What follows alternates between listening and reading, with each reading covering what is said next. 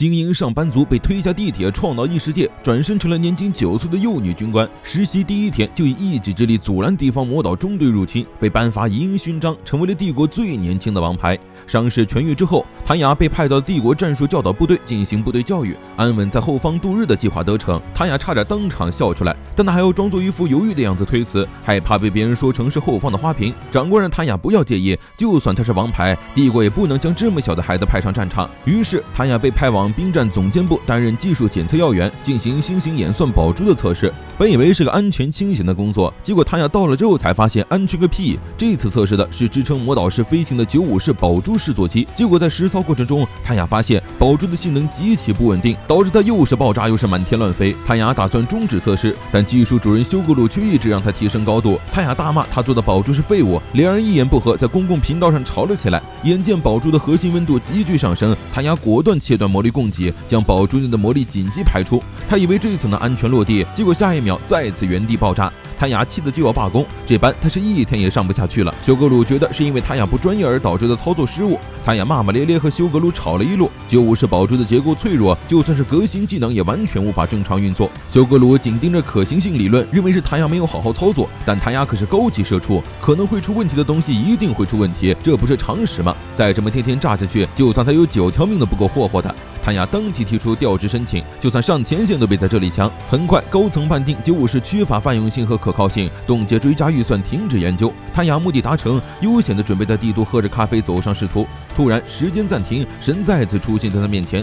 对于过了这么多年，谭雅仍旧没有产生信仰这件事，神很疑惑，谭雅为什么不信仰他？以前只要对人类说这句话就会被敬仰，还有偶尔有人来找他。神认为谭雅需要奇迹，但谭雅的无神论思想异常坚定，他挥手掀翻神父神的木偶，他才不会相信什么奇迹。谭雅突然惊醒，发现只是一场梦，木偶的身下压了一张纸条，神如是期望着。修格鲁敲响了谭雅的房门，他还是不打算放弃这次实验。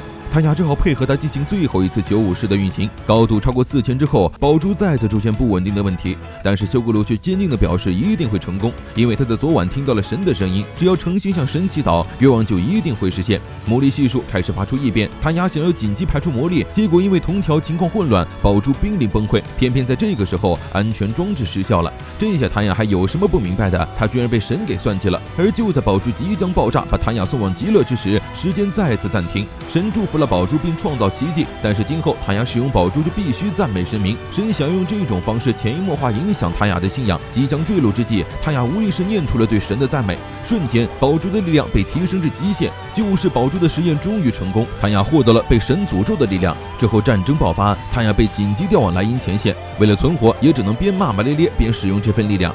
艾希里在众军官面前说谭雅是披着幼女皮的恶魔，是因为他的军官学院看到了谭雅对学员的惩罚。他虽然是个优秀的魔导师，但是人格却非常怪异，其他军官都觉得他危言耸听，谭雅只是个普通孩子而已。倒是汉斯参谋长愿意听从他的意见，决定好了关于谭雅的待遇。莱茵前线，谭雅推荐维多利亚去接受将校课程，调离前线前往安全的帝都。维多利亚当然开心，他又害怕自己也和2个同事一样被谭雅搞死。而谭雅也因为突出的贡献升入中尉学军事大学，能在安全的后方做学问，谭雅求之不得。和一轮中尉告别后，谭雅悠闲坐上了前往帝都的火车，期待着以后安逸的生活。莱茵战线的情况仍旧焦灼，虽然中央部队及时赶到，但是因为机动性和适应性不足而差了一大截。为了设立能够迅速适应情况的精英部队，参谋长汉斯将目光聚焦在了谭雅身上，而谭雅对此一无所知。离开前线已经过了半年，他悠闲地钻研着学问，靠着银鹰勋章，在待遇优厚的军官大学混得如鱼得水。毕业之后就有安全的后勤工作等着他，这样的生活简直不要太爽。午休时间，其他军官都在悠闲放松，只有谭雅在教室里保养枪支。当同学问起，谭雅就说他的武器不在他身边不安心，但真实情况只有他知道。为了杀死随时会出现的神，他绝不能怠慢。因为个子太矮，谭雅够不着图书馆高层的书。这时汉斯出现，帮他拿下了书。说到战务参谋，那可是后方的首席，谭雅非常兴奋。来了这么多次图书馆，总算让他遇到一次大佬了。汉斯将谭雅调到办公室，问他怎么看待这场战争。谭雅高度警惕，帝国军人对正确性的要求非常偏执。他借口范围太广没有回答。汉斯再问他如何预测这场战争的事态，谭雅确信这次战争将发展大半列强卷入其中的世界大战。作为新兴列强的帝国，在军事方面优势非常突出，凭借着强大的军事力量，战胜共和国不在话下。一旦吞并共和国，帝国将在大陆确定绝对的优势地位。但其他国家和联邦绝不允许这种事情的发生，他们必须被迫做出选择，默许或是阻止霸权国家诞生。因此，他国干涉仍然是必然，从向共和国借款到提供武器、派遣义勇军都有可能。如果发展到这种地步，议和或减少消耗才是最佳方式。